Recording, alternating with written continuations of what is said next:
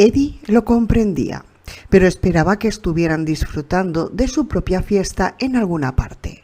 Más tarde supo que así había sido: galletas y helados detrás de la iglesia de Callahan. Jake habría encajado a la perfección en el grupo del medio si hubiera sido del Cala, aunque, claro está, no lo era. Y había hecho un amigo que le venía como anillo al dedo, mayor que él en edad, menor en experiencia. Iba de mesa en mesa picoteando al azar. Acho le pisaba los talones bastante satisfecho, balanceando incansable la cabeza de un lado a otro. Eddie no albergaba duda alguna de que si a alguien se le ocurría hacer un ademán agresivo en dirección a Jake de Nueva York o a su nuevo amigo Benny del Cala, aquel tipo iba a encontrarse con 2 dedos de menos. En un momento dado vio que los 2 niños se miraban y, aunque no se dijeron nada, estallaron en carcajadas justo en el mismo instante. A Eddie le recordó su infancia con tanta intensidad que incluso le dolió. Lo cierto era que tampoco tuvo demasiado tiempo para la introspección. Sabía, gracias a los relatos de Roland, y a saberlo y haberlo visto en acción en un par de ocasiones, que los pistoleros de Gilead habían sido mucho más que agentes de la ley. También habían sido mensajeros, contables, a veces espías y en algún que otro momento verdugos. Sin embargo, ante todo, habían sido diplomáticos. Eddie, criado por su hermano y sus amigos con sesudas perlas de sabiduría del tipo «¿Por qué no me la comes como tu hermana?» y «Me tiré a tu madre y le gustó que no veas», por no mencionar el ya por siempre popular «¿Qué dices? Que me la barnices, que la tengo palo». Jamás se hubiera imaginado como un diplomático, aunque en general se las había apañado bastante bien. Solo Telford se lo puso difícil, pero la banda lo acalló. Digamos gracias. Dios sabía que se trataba de salir a flote o hundirse. Puede que la gente del Cala estuviera atemorizada por los lobos, pero no se cortaba un pelo a la hora de preguntar cómo Eddie y los demás miembros de su TED iban a proporcionar y solucionar el problema. Eddie cayó en la cuenta de que Roland le había hecho un gran favor al obligarlo a hablar frente a aquella gente, pues lo había preparado para los demás. A todos les respondió lo mismo una y otra vez. Era imposible hablar de una estrategia hasta que le hubieran echado un vistazo al pueblo. Imposible decirles cuántos hombres del Cala iban a ser necesarios. El tiempo lo diría, ya lo verían por la mañana.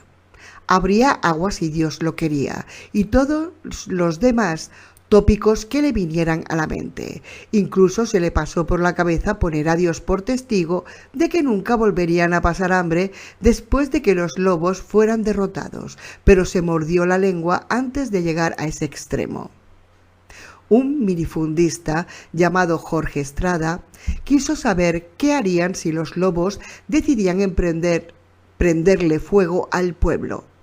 Otro, Garrett Strong, quería que Eddie le dijera dónde mantendría a salvo a los niños cuando vinieran los lobos.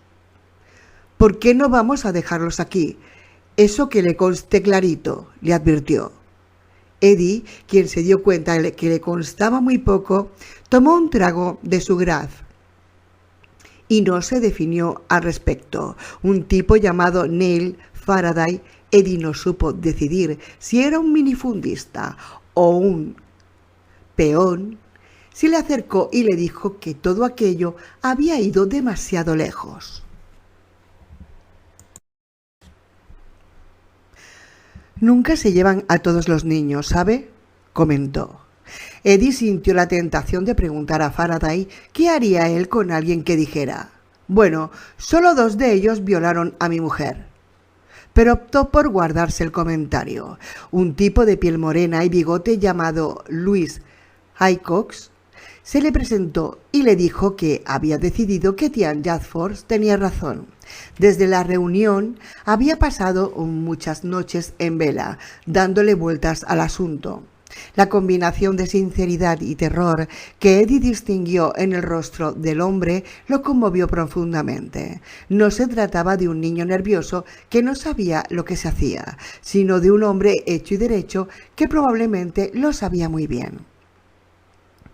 De modo que se aproximaban con sus preguntas y se alejaban sin una respuesta convincente, pero aún así tenían aspecto satisfecho.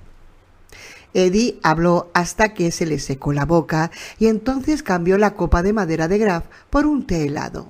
No quería acabar como una cuba, tampoco quería comer nada más. Estaba empachado. Sin embargo, siguieron acercándosele. Cash y Estrada, Strong y Echevarría, Winkle y Spalter, primos de Oberholzer según dijeron, Freddy Rosario y Farren Posela, o era Freddy Posela y Farren Rosario. Cada 10 o 15 minutos las antorchas cambiaban de color, del rojo al verde, del verde al naranja, del naranja al azul. Las tazas de Graf circulaban, el murmullo de las conversaciones aumentaba y las risas. Eddie comenzó a escuchar con mayor frecuencia exclamaciones tipo «cáguenla» y algo que sonaba a «hasta el fondo», siempre acompañadas de risas. Vio a Roland charlando con un anciano con una capa azul. El hombre lucía la barba más tupida, larga y blanca que Eddie hubiera visto en algún otro sitio que no fuera en una superproducción de la Biblia para la televisión. Hablaba con seriedad y con la vista clavada en el rostro curtido de Roland. En cierto momento tocó el brazo del pistolero y tiró de él. Roland escuchaba, asentía y no decía nada, al menos no mientras Eddie los estuvo observando.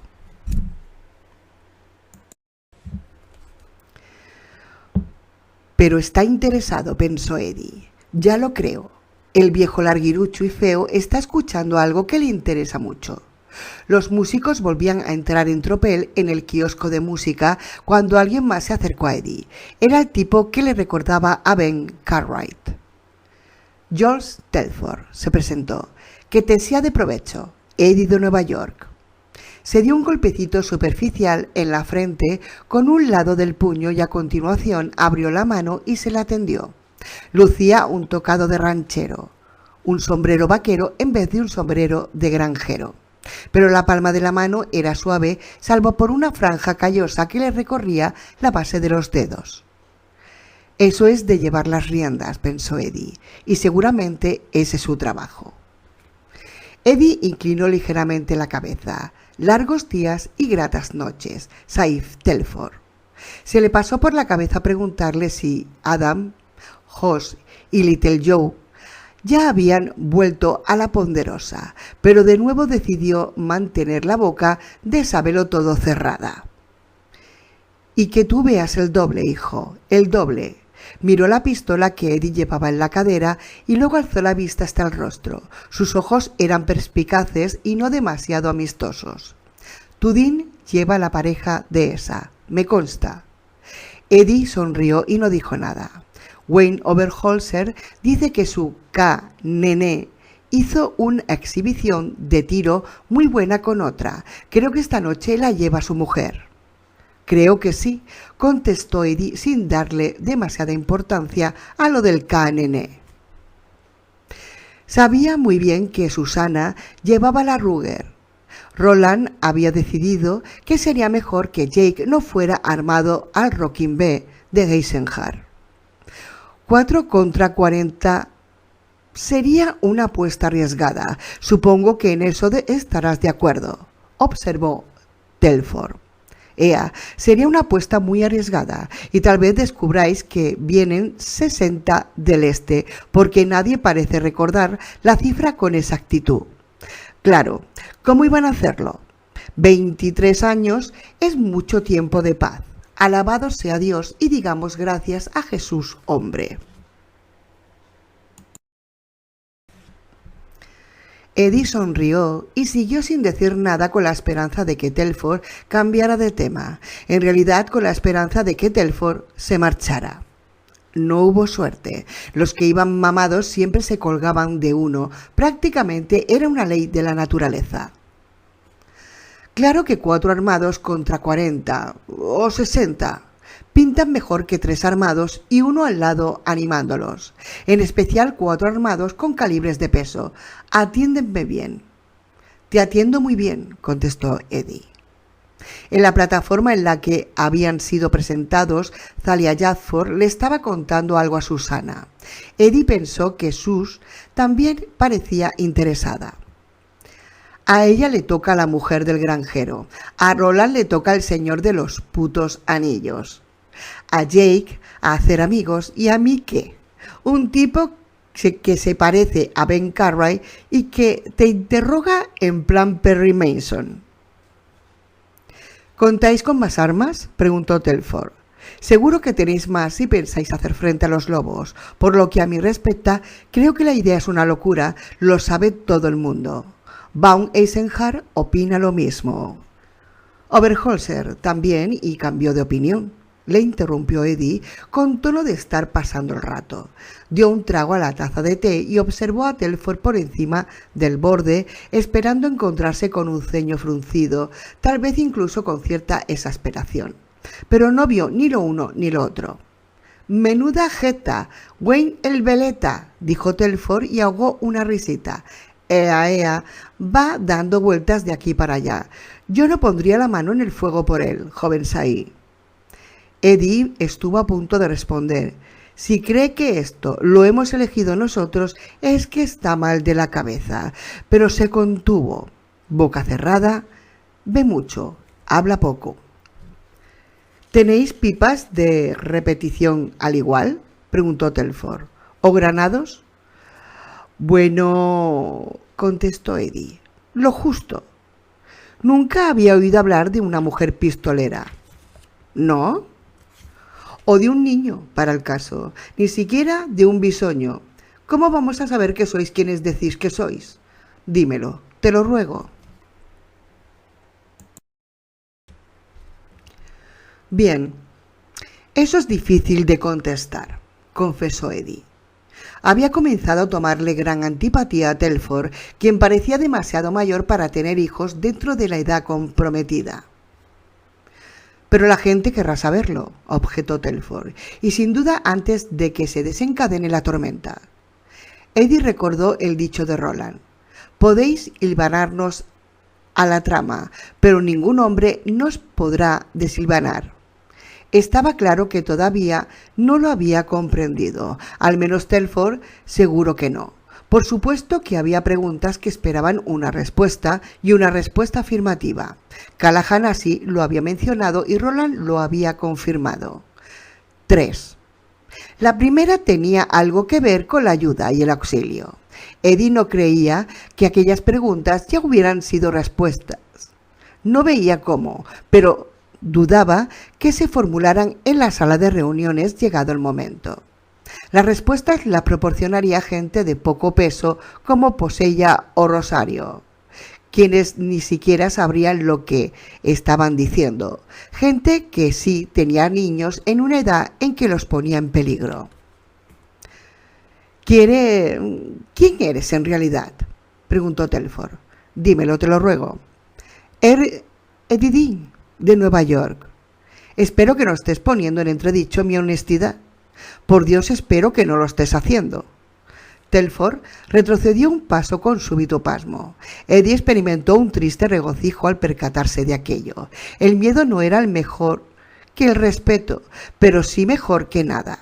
No, en absoluto, amigo mío. Por favor. Pero dime, ¿has utilizado alguna vez la pistola que llevas? Dímelo, te lo ruego. Eddie comprendió que, aunque ponía nervioso a Telford, en realidad aquel no lo creía. Tal vez todavía había demasiado del viejo Eddie Dean, del que en realidad había sido de Nueva York, en su rostro y en su porte, que impedía que el ranchero Saí lo creyera. No obstante, Eddie dudaba que se tratara de aquello, al menos no del todo. Allí delante tenía a un tipo que había decidido cruzarse de brazos a observar cómo unas criaturas de tronido se llevaban a los hijos de sus vecinos. Podría ser que un hombre así no creyese en la sencilla y contundente respuesta que un revólver ofrecía. Sin embargo, Eddie sí la conocía, incluso había llegado a adorarla. Recordó el día aciago que estuvieron en Lud, cuando él empujaba presuroso la silla de ruedas de Susana bajo un cielo plomizo, mientras los tambores de los dioses retumbaban. Recordó a Frank, a Lustre y a Topsy el marino, a una mujer llamada Maud, arrodillándose para besar a uno de los locos que Eddie había derribado de un disparo. ¿Qué le había dicho? No hubiera tenido que disparar a Winston. Hoy era su cumpleaños, o algo así. Sí, está la otra y también la Ruger, contestó. Y no vuelvas a hablarme de ese modo, amigo, como si todo esto no se tratara más que de una broma. Si te he ofendido de algún modo, pistolero, te ruego que me disculpes. Eddie se tranquilizó un poco. Pistolero. Al menos el hijo de puta canoso había sido lo bastante listo como para llamarlo de aquel modo, aunque no lo creyera. La banda interpretó una nueva floritura. El líder se pasó la correa de la guitarra por encima de la cabeza y llamó a la concurrencia. «Venga todos. Ya habéis comido bastante. Ha llegado el momento de quemarlo, bailando y sudando. Amén». Se oyeron aclamaciones y hurras. También se encendió una traca de petardos, a causa de la cual Eddie bajó la mano, tal como le había visto hacer a Roland en muchas ocasiones. «Tranquilo, amigo», dijo Telford. «Solo son unos cohetes, los niños que están tirando petardos de la siega, ¿sabes?» «Amén», contestó Eddie. «Te ruego que me disculpes». «Nada, nada», sonrió Telford. Fue una bella sonrisa a lo Pa Cartwright, en la que Eddie distinguió algo con claridad.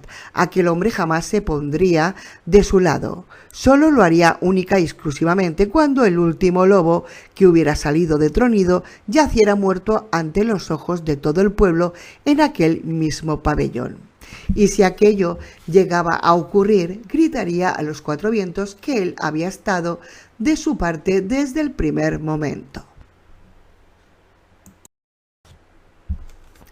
8.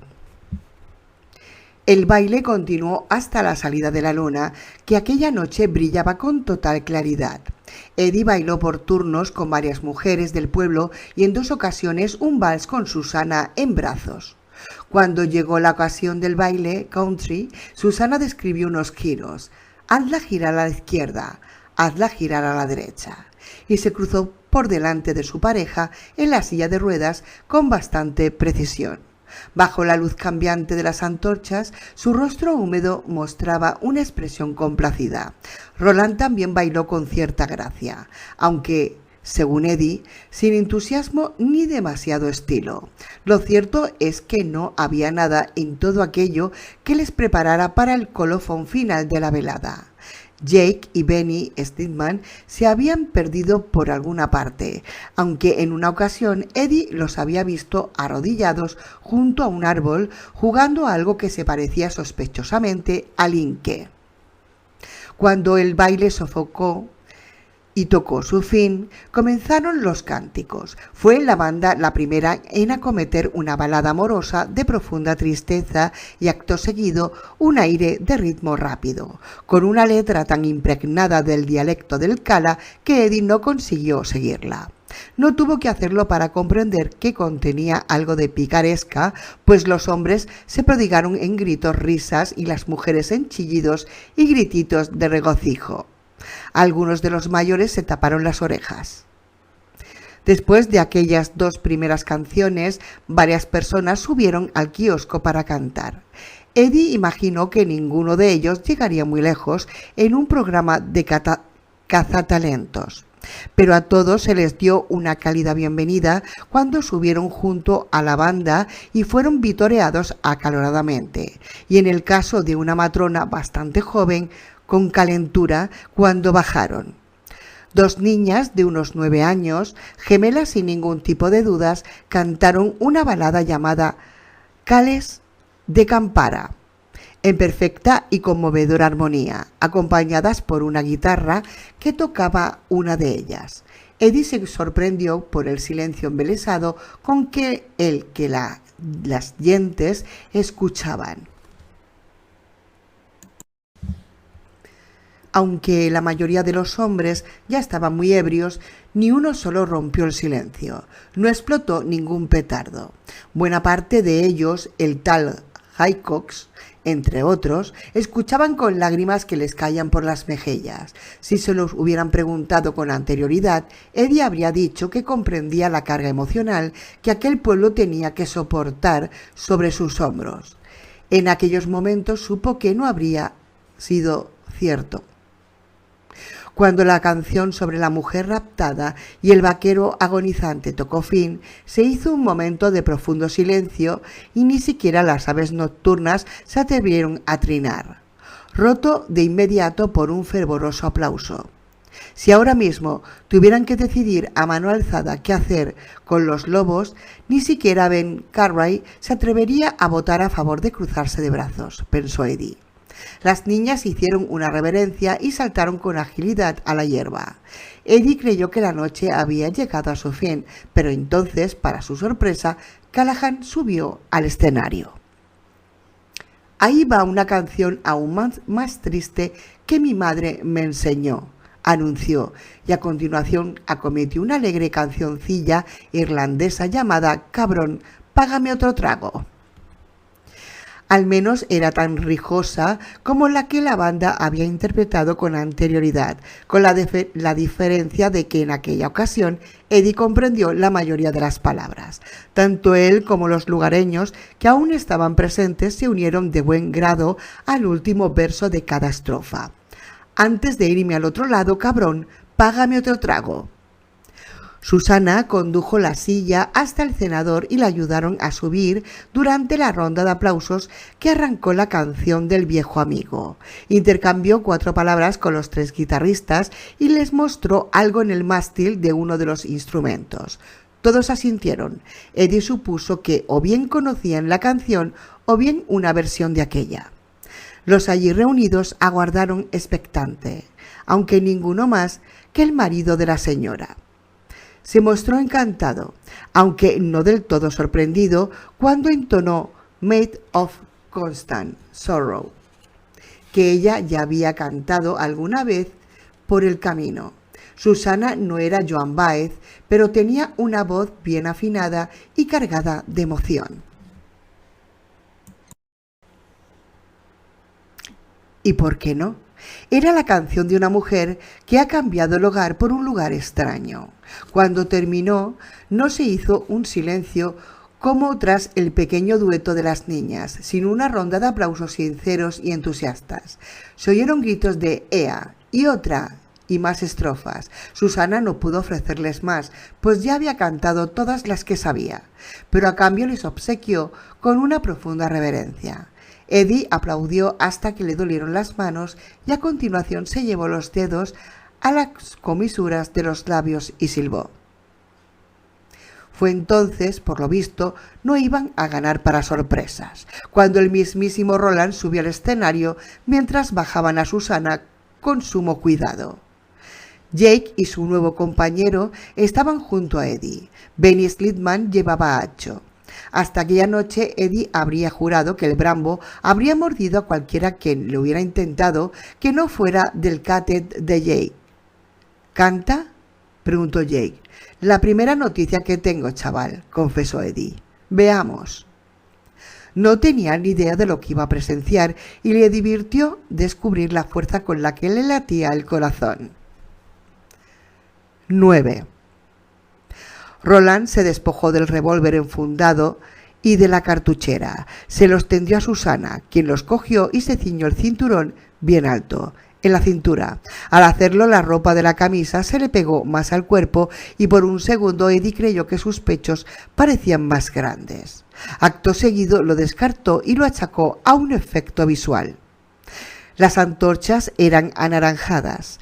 Roland estaba bajo su luz, desarmado, tan recto de caderas como un muchacho. Por un momento se limitó a otear los rostros silenciosos y expectantes y Eddie sintió la mano de Jake, fría y pequeña, deslizándose en la suya. No hacía falta que el chico dijera lo que estaba pensando, porque Eddie hacía otro tanto. Nunca había visto un hombre que pareciera tan solitario, tan alejado de la corriente de la vida humana, de su fraternidad y candor. Verlo allí, en aquel lugar del festejo, pues aquello era un festejo por muy trágico que fuera el asunto que los había conducido hasta allí, solo ponía de relieve la verdad. Era el último. No había otro. Si Eddie, Susana, Jake y Acho pertenecían a su estirpe, debía de ser a una rama lejana muy alejada del tronco. Puede que no hubieran pensado en aquello. Sin embargo, Roland... Silencio, pensó Eddie. No es necesario que pienses eso ahora. Esta noche no. Despacio, Roland cruzó los brazos sobre el pecho y los estrechó con fuerza de modo que la palma de la mano derecha quedara en la mejilla izquierda y la palma de la izquierda en la mejilla derecha. Aquello no significaba nada de nada para Eddie, pero la reacción de los demás, o menos 700 habitantes del Cala, fue instantánea, un exultante rugido de aprobación que superaba con creces el mero aplauso. A Eddie le vino a su mente un concierto de los Rolling Stones al que había asistido. La gente había proferido aquel mismo rugido cuando el batería de los Stones, Charlie Watts, comenzó a percutir el cencerro a un ritmo sincopado que solo podía anunciar Honky Tonk Woman. Roland no se movió de donde estaba, con los brazos cruzados y las palmas en las mejillas, hasta que volvió a hacerse el silencio. Bien hallados somos en el Cala, dijo. Atendedme, os lo ruego. Decimos gracias, rugieron. Te atendemos muy bien. Roland asintió y sonrió. Pero mis amigos y yo venimos de lejos y aún nos queda mucho por ver y hacer. Y ahora que nos hemos detenido, ¿os abriréis a nosotros si nos abrimos a vosotros? A Eddie lo recorrió un escalofrío y sintió que la mano de Jake apretaba la suya. La primera de las preguntas, pensó. Antes de que el pensamiento se completara, había rugido la respuesta. ¡Ea! Decimos gracias. ¿Comprendéis lo que somos y aceptáis lo que hacemos? Allá va la segunda, pensó Eddie. Entonces era él quien apretaba la mano de Jake. Se percató de que Telford y el tal Diego Adams intercambiaban una mirada de preocupación y complicidad.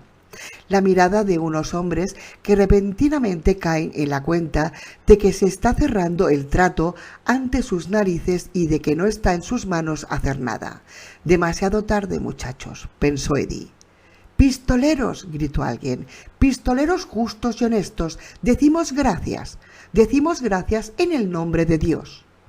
Se produjeron rugidos de aprobación, un estallido de gritos y aplausos, y se oyeron exclamaciones de «decimos gracias», «ea» e incluso «cáguenla».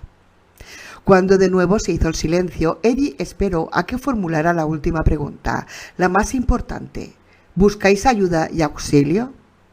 Roland no la formuló.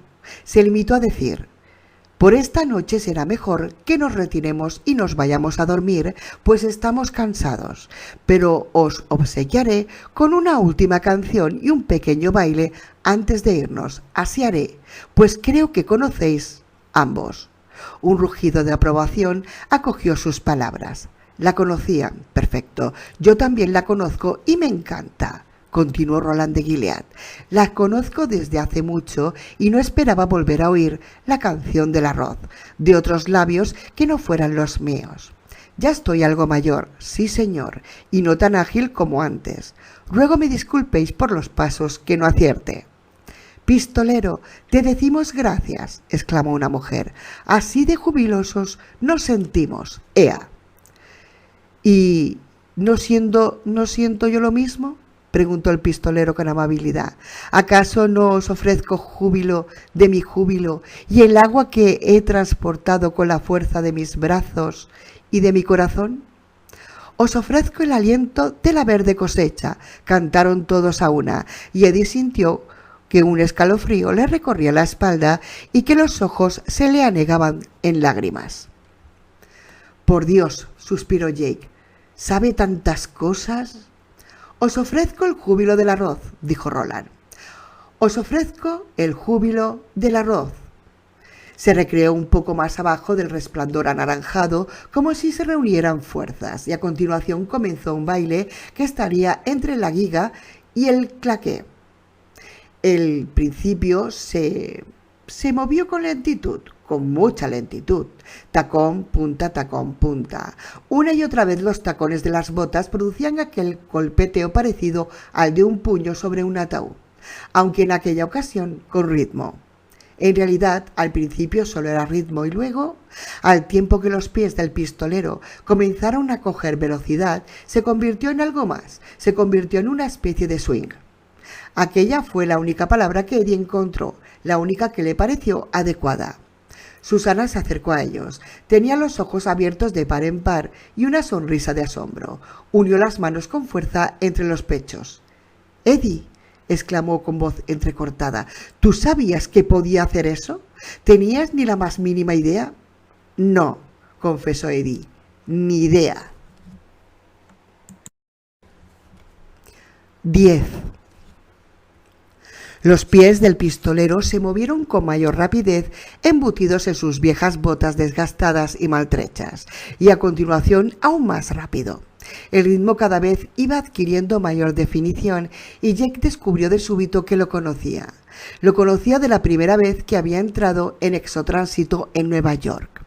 Antes de encontrarse con Eddie, un joven negro con unos auriculares de Walkman había pasado a su lado, un joven que iba marcando aquel ritmo con los pies enfundados en unas sandalias y canturreando Chadabada, Chadababou, en el mismo ritmo que Roland estaba marcando en el kiosco. A cada bow daba una patada al frente y clavaba con sequedad el tacón en la madera. A su alrededor la gente comenzó a dar palmas, sin seguir el ritmo, sino en el tiempo débil. Comenzaron a balancearse. Las mujeres que vestían faldas las extendieron y las agitaron. La expresión que Jake descubrió en todos los rostros, desde el más anciano hasta el más joven, fue la misma. Puro gozo. No solo eso, pensó y recordó una frase que su profesora de inglés había utilizado para expresar lo que los libros nos hacen sentir: el éxtasis del reconocimiento perfecto. El sudor comenzó a brillar en el rostro de Roland, bajó los brazos cruzados y comenzó a dar palmas. Y entonces las gentes del Cala comenzaron a cantar una palabra, una y otra a la vez, siguiendo el ritmo. Ven, ven, ven, ven.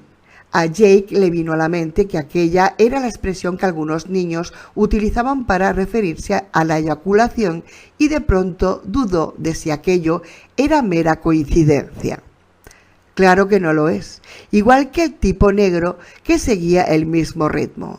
Todo es el haz y es todo 19.